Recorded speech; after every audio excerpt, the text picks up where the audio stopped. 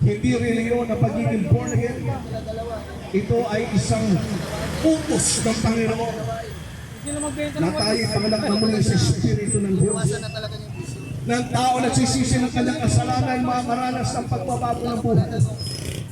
Kaya salamat sa Panginoon ang marinig ko ang ganitong uri ng mga pangangaral sa palengke.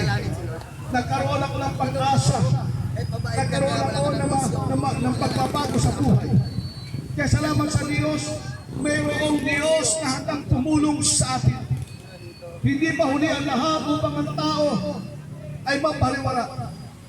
May pag-asa pa, kaibigan. May pag-asa pa upang mabago ang ating buhay.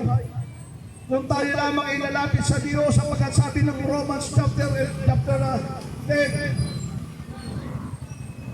ang sino mang sa Kanya ay lumalapit ay hindi mapapahiya. Lumapit lamang tayo sa Diyos, kaibigan. Maaaring puno-puno ka ng problema. Puno-puno ka ng alalahanin sa buhay. Mayroon kang sakit at karamdaman, wala kang pag-asa. Mayroong Diyos tayong malalapitan. Mayroong Diyos na handang tumulong sa atin. Magpakumbaba lamang tayo sa Diyos. Humingi tayo ng tulong.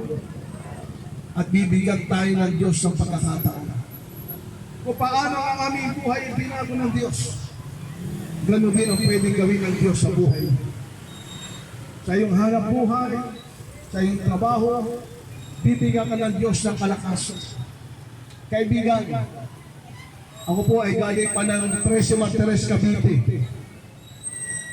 Pumunta lang ako dito sa Kamarin upang ipahayag sa inyo na mahal ka ng Diyos. Mahal na mahal tayo ng Panginoon. Kailan naman ang Diyos ay hindi nagkulang sa kanyang mga pangako.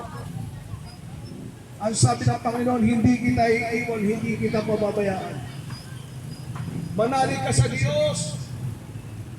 Huwag kang magkulungihanap sa iyong kakanin sa araw ng bukas.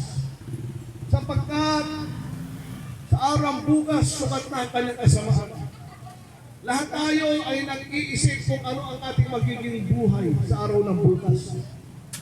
Tanging ang Diyos lamang ang may hawak ng ating buhay. Kung ating ibibigay ang ating buhay sa Diyos, sasabihin ko sa iyo, higit kang tutulungan ng ating Panginoon. Pinagpala ng Diyos ang aking buhay. Binigyan ng maayos na pamilya. Binigyan ako ng Diyos sa isang matino na asawa.